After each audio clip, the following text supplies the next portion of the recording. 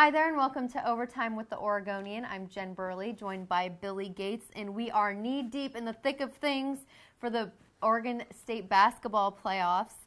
We're going to be specifically looking at the boys and girls 6A playoffs and which teams are on upset alert heading into round 2. Billy, what's your take on the boys? Well, just to kind of start with the first round recap, all the better seeds won with the exception of Tualatin. They were seeded 18th, and they beat Reynolds, who was the 15th seed. So, I mean, not a ton of parity in the boys, at least the first round anyway. The second round, I think it's going to be pretty interesting. I think the most interesting matchup that I could see an upset happening is the 12-5 matchup with South Medford and South Salem. South Salem being the 5 seed. The two teams played back in January. South Salem beat South Medford by 1 point, 69-68. Obviously, they're two different teams now. I mean, it's been, 2 months, basically, since they've played. South Medford is an interesting matchup.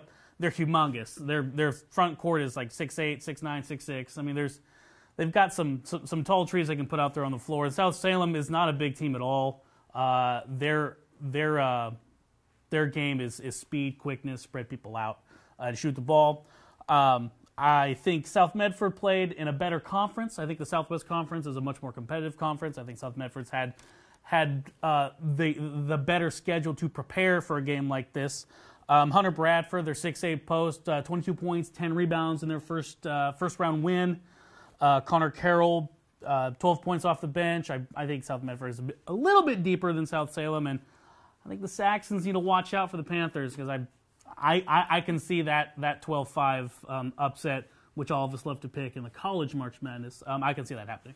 You got to pick one, so that's right. a good place to start. I'm going to be taking a look at the number 11 and 6 seeded games in that matchup. It's a number 11 Lake Ridge at number 6 David Douglas on Friday, and the Pacers are coming over a close first-round win over West Albany.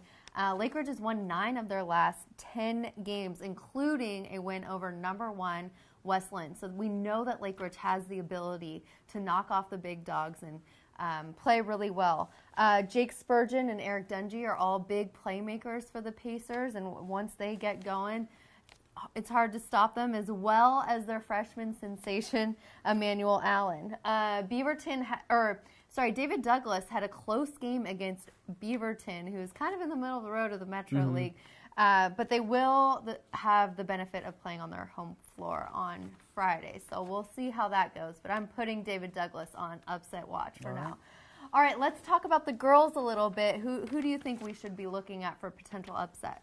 Just like we did with the boys earlier, in the first round of the girls, all of the better seeds won. It went straight chalk, 1 through 16, picked up wins in the first round. So again, not a ton of parity in the first round. But here in the second round, people might think I'm crazy if they don't already. They're probably going to now. I think the St. Mary's Academy is going to be on upset watch. The 7 seed against Central Catholic, the 10 seed. Whenever you think of Central Catholic, you immediately think of playoffs, state titles. I mean, that's where they are. Most of their sports, that's where they've been. Ever since all of us could remember.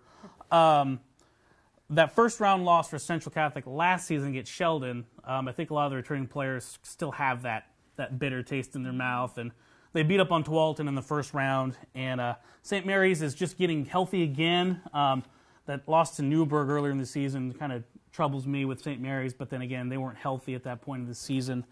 But Central Catholic hasn't lost to anybody except Oregon City since the end of December. Wow. And South Salem kind of put a whooping on them in a holiday tournament there on December 27th. But since then, I mean, if your name wasn't Oregon City, Oregon City would kill everybody. If your name isn't Oregon City, I mean, you haven't beat Central Catholic girls. So Lucy Criswell, Zaria Hale, and Drew Payne, fantastic ball players. That'll be an interesting matchup with St. Mary's Academy's big 3. Let's throw that out there. Tyshell Blake, Martina McCowan, and Ben Duyini. That should be a great game. I'm not saying it's going to happen, but I can definitely see Central Catholic going into St. Mary's and knocking them off. Still waiting to see a completely healthy St. Mary's team. So That's an interesting. Again, for the girls, I'm going to be looking at the 11-6 matchup between number 11 Clackamas and number 6 Sheldon. Clackamas plays in a really tough conference, so they've been battle tested, game in and game out.